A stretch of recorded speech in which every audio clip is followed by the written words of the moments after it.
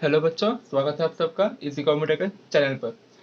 आज हम लोग कंप्यूटर में जो प्रोग्रामिंग पार्ट है वो शुरू करने वाले हैं। तो इसलिए ऐसा सेटअप किया गया है। तो यहाँ पे प्रोग्रामिंग में हम लोग सबसे पहले जो पार्ट करने वाले हैं इसको हम लोग बोलते हैं स्लैब फंक्शन। ये एकदम बहुत ही इजी फंक्शन है।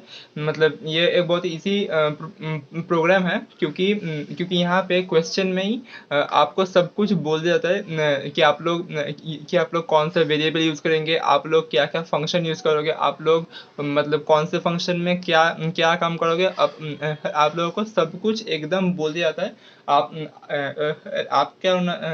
आपको क्या करना होता है कि आप बस उस क्वेश्चन को ध्यान से पढ़ के उस क्वेश्चन का सारे पॉइंट्स प्रोग्रामिंग में लिख देना है। तो चलिए इसका एक एग्जांपल देखते हैं। तो ये है सबसे पहला एग्जांपल। यहाँ पे देखिए,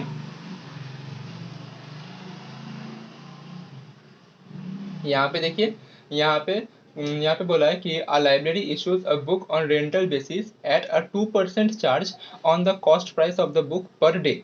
ठीक है, तो ये है सबसे पहला पॉइंट कि एक दिन में 2% चार्ज मतलब लेता है। उसके बाद as per the rules of the library a book can be detained for 5 days। मतलब कि 5 days के लिए आप लोग एक बुक को रख सकते हैं। उसके बाद if the book is returned after 7 days a fine will be charged for the excess days। तो अभी यहाँ पे नंबर ऑफ एक्सेस डेज दिया गया है कि आप लोग ये कल 5 दिन के बाद उसके बाद आप लोग कितनी देर बाद बुक को रिटर्न करेंगे, उसका उसका ये चार्ट दिया हुआ है। उसके बाद यहाँ पे बोला है कि ये देखिए, क्लास का नेम होगा लाइब्रेरी। यहाँ पे जो जितने भी जो वेरिएबल्स आएंगे वो सारे वेरिएबल्स दिया हुआ है। यहाँ पे जो फंक्शंस है वो सारे दिया हुआ है। उसके बाद उस फंक्शंस में क्या क्या करना है वो सब भी दिया हुआ है। तो यही है ऐसा प्रोग्राम कि आपको सब कुछ दिया होता है, आपको बस उस क्वेश्चन को एकदम ध्यान से पढ़ के बस उसको टाइप करना होता है। तो चलिए शुरू करते हैं इस प्रोग्राम को। तो यहाँ पे मैं क्लास लेता हूँ, यहाँ पे क्लास नेम है लाइब्रेरी, तो मैं भी लाइब्रेरी लेता हूँ।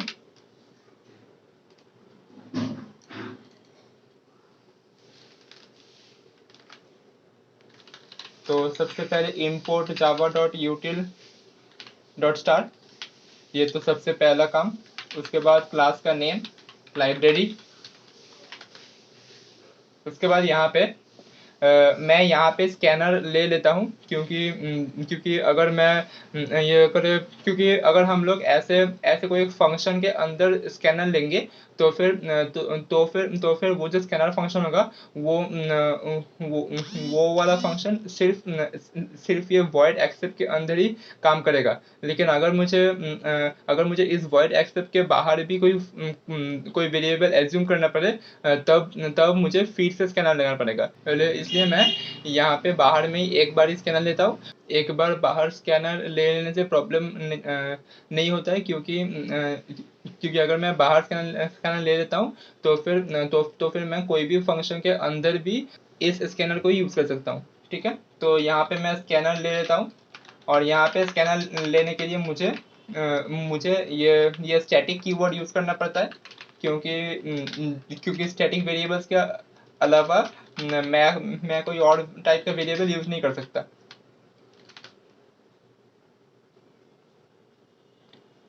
ठीक है, तो यहाँ पे स्कैनर हो गया।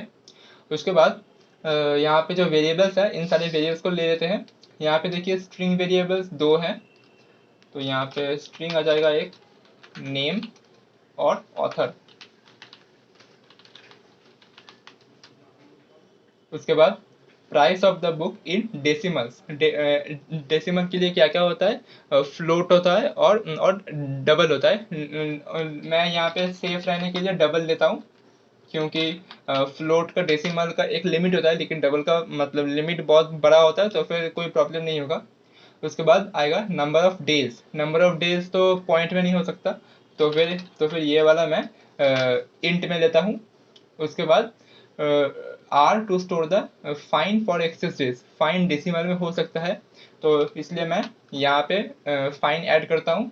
उसके बाद टोटल अमाउंट और ये जो अमाउंट आएगा, ये अमाउंट क्या है, ये जो इनिशियल जो चार्ज है उसके बाद जो फाइन आएगा वो ये इन दोनों का समेशन।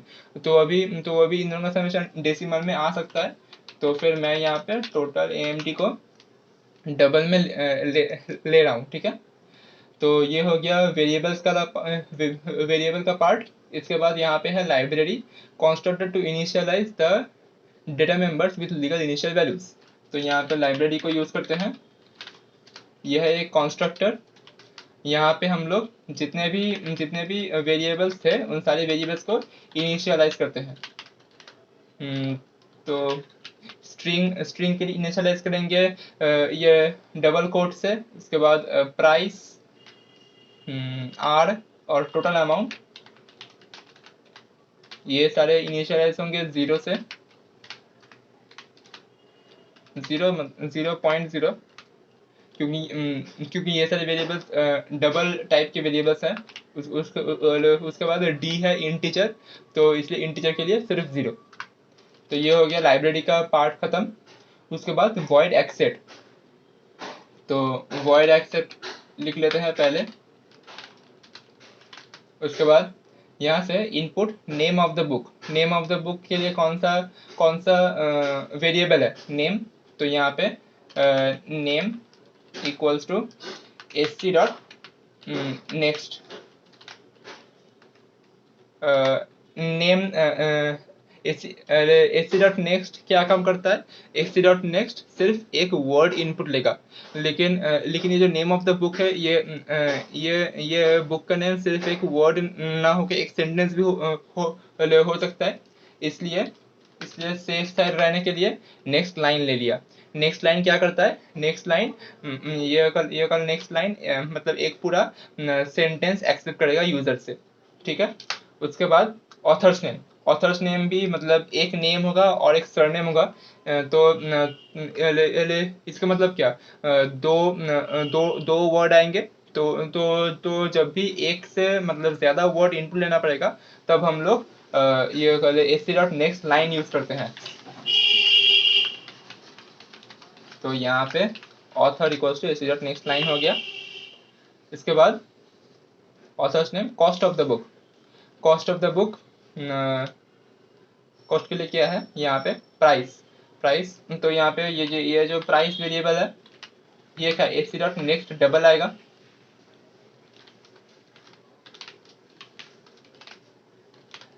क्यों आया नेक्स्ट डबल, क्योंकि यहाँ पे प्राइस है, डबल वेरिएबल है। तो फिर अभी ये डबल के लिए price equals to sc dot next double आ गया, ठीक है।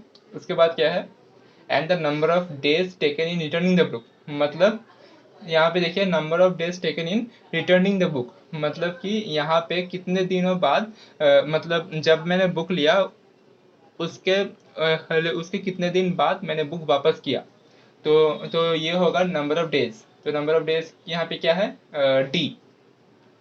तो डी लेना पड़ेगा और यहाँ पे INT है, तो फिर यहाँ पे sc डॉट नेक्स्ट INT।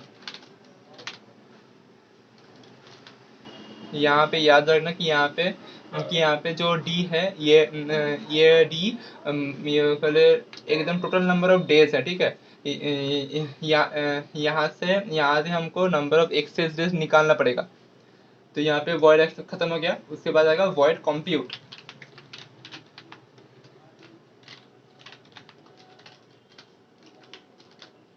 तो यहाँ पे आया वॉइड कंप्यूट। यहाँ पे क्या है, compute the fine for access days, the total amount to be paid as fine using 2% of price of book into number of days plus fine, ठीक है। तो सबसे पहले फाइन निकालते हैं, ठीक है। तो यहाँ पे फाइन स्टोर करने के लिए यहाँ पे देखिए R दिया हुआ है, R to the fine for access days, ठीक है। तो मुझे सबसे पहले एक्सेस डेज कितना है वो निकालना पड़ेगा। तो यहाँ पे ये जो एक्सेस डेज है, ये निकालने का दो तरीका हो सकता है। एक हो सकता है कि आप ऐसे मतलब एक वेरिएबल ले लेंगे कि INT एक्सेस इक्वल्स टू ये जो नंबर ऑफ डेज है, ठीक है। और यहाँ पे क्या बोला है कि यहाँ पे ये a book can be retained for 5 days without fine. तो मतलब क्या, ये नंबर ऑफ एक्सेस डेज जो होगा वो 5 से ज़्यादा होगा तो फिर हम लोग मतलब जो पहला ऑप्शन है वो कर सकते हैं कि ऐसा INT excess equals to number of days -5, ऐसे करके फिर हम लोग ये जो एक्सेस वेरिएबल है, इस एक्सेस वेरिएबल को यूज करके ये बाकी का प्रोग्राम कर सकते हैं। और एक जो दूसरा तरीका है वो कर सकते हैं कि यहाँ पे जहाँ कहीं भी ये कर मुझे यहाँ पे जो नंबर ऑफ डेज है यहाँ पे यहाँ पे हम लोग इस एक्सेस मतलब एक वेरिएबल ऐड नहीं करके ये जो D-5 है इसको इसको यूज कर सकते हैं। तो मैं यहाँ पे एक्सेस एक वेरिएबल ले लेता हूँ। तो यहाँ पे INT excess equals to total number of days -5, ठीक है। उसके बाद यहाँ पे क्या बोला है कि नंबर ऑफ एक्सेस डेज अगर 1 से 5 के बीच हो तब तब fine per day is 2 rupees, ठीक है। तो भी यहाँ पे if x is less than equals to 5, हाँ, अगर x less than equals to 5 हुआ तब आर आर यहाँ पे आर बोला है कि यहाँ पे आर है कि स्टोर द फाइन, तो यहाँ पे r equals to x into 2, ठीक है। यहाँ पे बोला है कि यहाँ पे एक्सेस जो है नंबर ऑफ एक्सेस डेज ये अगर 1 से 5 के बीच हो तब तब नंबर तब जो फाइन होगा वो होगा 2 रुपीज पर डे। तो यहाँ पे 2 rupees into number of x days, तो ये हो गया। तो ये होगा पहला मतलब ये जो पहले वाला फाइन। उसके बाद यहाँ पे एल्स इफ करेंगे, यहाँ पे है 6 to 10 डेज। तो यहाँ पे else if x less than equals to 10, ऐसे क्यों? ये कल मैंने यहाँ पे 6 to 10 क्यों नहीं लिखा, क्योंकि यहाँ पे ये कल जब ये प्रोग्राम रन करेगा तब अगर तुम सोच लो कि यहाँ पे एक्सेस का जो वैल्यू है वो है 4, एज्यूम कर लो, तो फिर सबसे पहले यहाँ पे आएगा वो कर्सर यहाँ पे आएगा, यहाँ पे चेक करेगा 4 is less than equals to 5, ये होगा ट्रू, तब ये वाला function r equals to x into 2 run करेगा। लेकिन अभी एज्यूम कर लो कि ये जो एक्सेस का जो वैल्यू है वो है 7, एज्यूम कर लो। तो फिर अभी यहाँ पे आएगा if 7 is less than equals to 5, ये होगा फॉल्स। उसके बाद यहाँ से अगर फॉल्स आया तो फिर जो कर्सर है वो यहाँ पे आएगा एल्स इफ के अंदर, तब यहाँ पे आएगा 7 is less than equals to 10, तब होगा ट्रू। तब तब तब तब तब ये वाला कंडीशन रन करेगा। तो इसलिए मैंने यहाँ पे ये जो 6 जो है ये 6 मैंने यहाँ पे नहीं लिखा, मैंने यहाँ पे डायरेक्ट 5 से 10 लिख दिया, ठीक है। उसके बाद यहाँ पे चेक करना, यहाँ पे अगर यहाँ पे 1 से 5 दिन हो तब तब तब 2 रुपीज़ पर डे, लेकिन जब 6 से 10 दिन हो तब 3 रुपीज़ पर डे। तो फिर यहाँ पे जो आर आएगा, आर यहाँ पे क्या है 6 to 10, मतलब क्या पहले जो 5 दिन थे वो 5 दिन हो गया ना, तो फिर अभी ये जो पहले का जो 5 दिन था वहाँ पे था 2 रुपीज़ पर डे। तो फिर यहाँ पे पहले का 5 दिन इंटू 2 होगा, उसके बाद प्लस यहाँ पे एक्सेस -5 आएगा, ठीक है। क्योंकि यहाँ पे अगर यहाँ पे पहले एज्यूम कर लो कि यहाँ पे एक्सेस का वैल्यू है 7, तो फिर यहाँ पे 7 के लिए क्या होगा कि पहले जो 1 to 5 से 2 रुपीज़ पर डे था वो तो हो गया ना, उसके बाद पहले वहाँ से 5 दिन का 2 रुपीज़ पर डे हो गया, उसके बाद बाकी के जो 2 दिन थे 6th और 7th डे, ये कल उस 2 दिन के लिए 3 रुपीज़ पर डे होगा, ठीक है। तो इसके लिए यहाँ पे 5 into 2 आएगा पहले, क्योंकि यहाँ पे पहले का 5 दिन का 2 रुपये करके हो गया, ये कल उसके बाद एक्सेस का -5 करके इंटू 3 आएगा, ठीक है। उसके बाद यहाँ पे क्या है अबव 10 डेज, मतलब एल्स, सिर्फ एल्स आएगा यहाँ पे, ठीक है। तो यहाँ पे एल्स होगा कि एकदम पहले का 5 दिन का 2 रुपये करके हो गया, उसके बाद नेक्स्ट 5 डेज का 3 रुपीज़ करके हो गया, उसके बाद यहाँ पे एक्सेस -10 आएगा, यहाँ पे इंटू 5 रुपीज़ पर डे, ऐसे ऐसे करके ये जो फाइन है ये काउंट होगा। ये वाला फिर से बोलता हूँ कि यहाँ पे नंबर ऑफ एक्सेस डेज है, तो यहाँ पे एक्सेस डेज, यहाँ पे जो टोटल नंबर ऑफ डेज था वहाँ से -5, क्योंकि यहाँ पे बोला है कि लाइब्रेरी में हम लोग एक बुक को 5 दिन के लिए रख सकते हैं।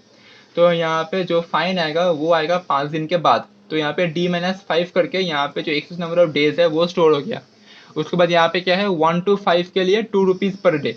तो यहाँ पे जब यहाँ पे x less than equals to 5 होगा, तब तब यहाँ पे उतना ये कर ले, उतने दिन इंटू 2 रुपीज़ करके जो आएगा फाइन वो होगा आंसर। ठीक है। उसके बाद हेलो, उसके बाद जब यहाँ पे 6 to 10 डेज आएगा, तब यहाँ पे जो पहले का जो 5 दिन का 2 रुपये करके था वो पहले हो जाएगा। उसके बाद ये हेलो, उसके बाद एक्सेस से 5 दिन माइनस होगा, क्योंकि यहाँ पे जो 5 माइनस हो रहा है, ये 5 यहाँ पे एडजस्ट हो गया है। तो अभी यहाँ से एक्सेस -5 इंटू 3 आएगा। ठीक है। हेलो, उसके बाद अबव 10 डेज जो है यहाँ पे 5 इंटू 2, ये एकदम पहले का 1 to 5 से 5 इंटू 2 हो गया। उसके बाद यहाँ पे 6 to 10 से 5 इंटू 3 हो गया। उसके बाद जो यहाँ पे एक्स्ट्रा दिन बचेगा वो होगा यहाँ पे एक्सेस -10, वो आएगा। एक्सेस -10 यहाँ पे क्या है, 5 रुपीज़ पर डे।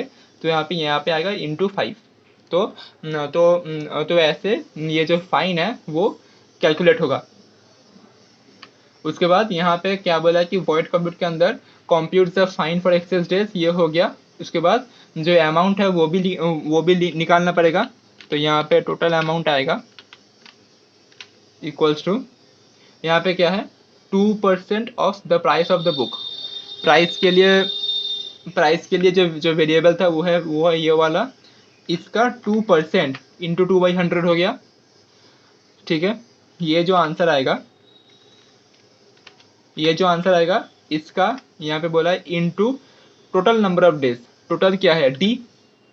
ठीक है। उसके बाद प्लस यहाँ पे फाइन क्या है, R।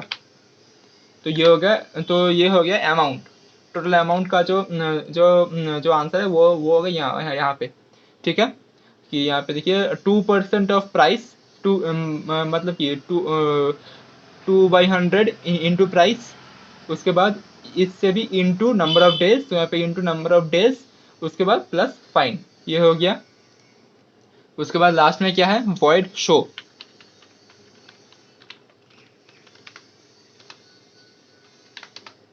यहाँ पे वॉइड शो में क्या है, display the book details along with fine and amount. Book details क्या क्या है, नेम है, ऑथर है और प्राइस है। तो यहाँ पे क्या क्या प्रिंट करना पड़ेगा, नेम, ऑथर, प्राइस, उसके बाद फाइन मतलब R, और फिर ये टोटल अमाउंट। तो तो एग्ज़ाम में आपको ऐसे मतलब अलग अलग लाइन में प्रिंट करने की ये कोई ज़रूरत नहीं है। आप लोग ये कल सारे सारे एलिमेंट्स को एक साथ प्रिंट कर सकते हैं। कैसे, ऐसे नेम लिखेंगे, उसके बाद यहाँ पे देंगे एक हॉरिजॉन्टल टैब। ये हॉरिजॉन्टल टैब आपको क्लास 10 में मतलब था, मतलब थ्योरी बुक में ये हॉरिजॉन्टल टैब, वर्टिकल टैब, ये सारे यूज़ करके आप लोग मतलब आपका बहुत सारा टाइम आप सेव कर सकते हैं। क्योंकि ये कल मैं तो यहाँ पे कंप्यूटर में टाइप कर रहा हूँ, लेकिन आप लोग जब कॉपी में लिखेंगे तब आपको ये पूरा लाइन बार बार कर लिखना पड़ेगा। ये system.out.println, ये पूरा पार्ट आपको बार बार लिखना पड़ेगा। लेकिन इससे कंपेयर करते हुए ये वाला जो पार्ट है, ये 5-6 कैरेक्टर मतलब बार बार लिखना ये कोई ज़्यादा प्रॉब्लम की बात नहीं है। तो ऐसे करके आप अपना बहुत सारा टाइम सेव कर सकते हैं। तो यहाँ पे नेम हो गया, ऑथर हो गया, प्राइस हो गया, उसके बाद R, और फिर यहाँ पे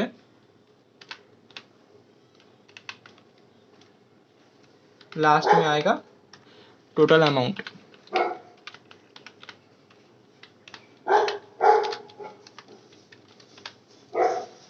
तो ये हो गया प्रिंट स्टेटमेंट। देखिए एक लाइन में मैं यहाँ पे मैं ये कर सारे जो प्रिंट जो जो बोला है मैं ये कर सारे वेरिएबल्स को लिख लिया। तो मेरा बहुत सारा टाइम सेव हो गया, क्योंकि यहाँ पे मुझे ये पूरा पार्ट बार बार लिखना नहीं पड़ा। उसके बाद यहाँ पे बोला है कि specify the class library constructor void accept void compute void show, सब कुछ हो गया। कंस्ट्रक्टर एक्सेप्ट कंप्यूट शो हो गया। उसके बाद define a main function to create the object and call the methods. तो ये मेन फंक्शन क्या है, यहाँ पे नेम है लाइब्रेरी। यहाँ पे मेन फंक्शन कैसे लिखते हैं, public static void main. Class 10 में हम लोग ये कर ले इससे ही स्टार्ट करते थे सारे सारे प्रोग्राम, लेकिन क्लास 11-12 में ये वाला पार्ट लास्ट में आता है। यहाँ पे मतलब मेरे स्कूल में यहाँ पे पहले बोलता था यहाँ पे स्ट्रिंग ARGS लिखने के लिए, स्ट्रिंग ARGS फिर ऐसा लेकिन ये वाला पार्ट कंपलसरी नहीं है। ये अगर आप इसको नहीं लिखते हैं तो भी आपका प्रोग्राम एकदम परफेक्टली रन करेगा। तो यहाँ पे ये मेन हो गया। इसके बाद नाम है लाइब्रेरी, तो यहाँ पे लाइब्रेरी आएगा, library OB equals to new library.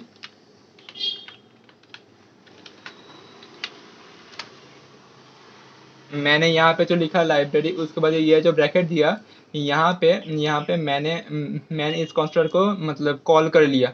तो फिर मेरा एक फंक्शन ख़त्म हो गया। उसके बाद मुझे अभी एक्सेप्ट को कॉल करना पड़ेगा। तो अभी यहाँ पे OB.accept, क्यों OB क्यों, क्योंकि मैंने यहाँ पे लाइब्रेरी का जो नेम है वो मैंने OB दिया है, इसलिए मैंने उस नेम से OB.accept कर लिया। ठीक है। ऐसे के बाद क्या है, कंप्यूट। तो अभी यहाँ पे OB.compute। ठीक है। उसके बाद यहाँ पे कंप्यूट के बाद क्या है, शो। तो यहाँ पे OB.show। तो यहाँ पे सारे प्रोग्राम ख़त्म हो गए। तो फिर यहाँ पे ये हो गया प्रोग्राम ख़त्म। जब आप लोग इसको मतलब एग्ज़ाम में लिखेंगे तब आप लोग ऐसे लिखना, मतलब यहाँ पे बहुत लोग करेंगे कि यहाँ पे ये system dot out of println करके फिर वहाँ पे वो जो डिस्प्ले जो यहाँ पे जो डिस्प्ले स्टेटमेंट्स देंगे कि यहाँ पे एंटर नेम, एंटर ऑथर, ये सब करना एकदम भी कंपलसरी नहीं है। अगर आपकी मन हुआ तो फिर आप इसको कर सकते हैं, लेकिन ये मतलब नहीं करके आप लोग अपना बहुत सारा टाइम सेव कर सकते हैं। मैं यहाँ पे ये कर रहा हूँ क्योंकि करके मैं आपको मतलब आप सबको ये वाला जो आउटपुट करके दिखाऊंगा। एंटर नेम, उसके बाद एंटर ऑथर।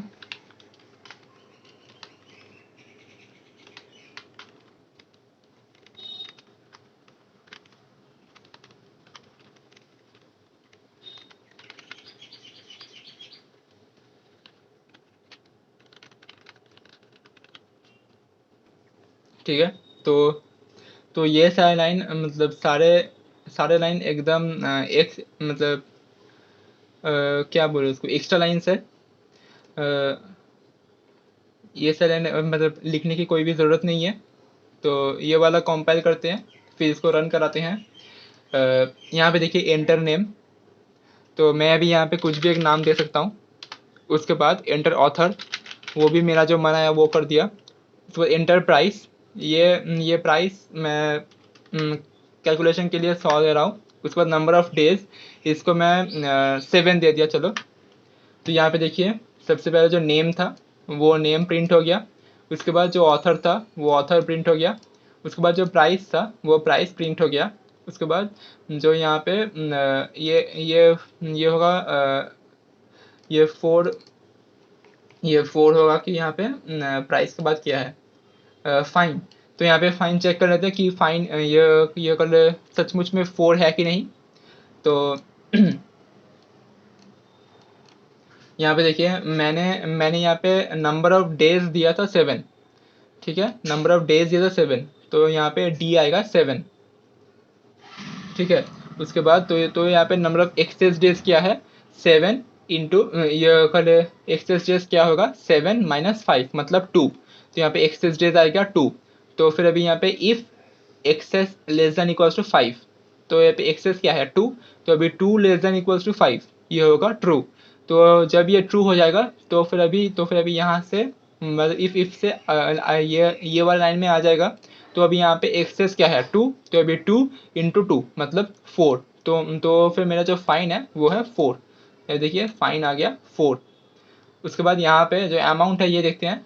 प्राइस प्राइस मैंने क्या दिया था 100, तो यहाँ पे 100 इंटू 2 बाई 100 मतलब 2 आ गया।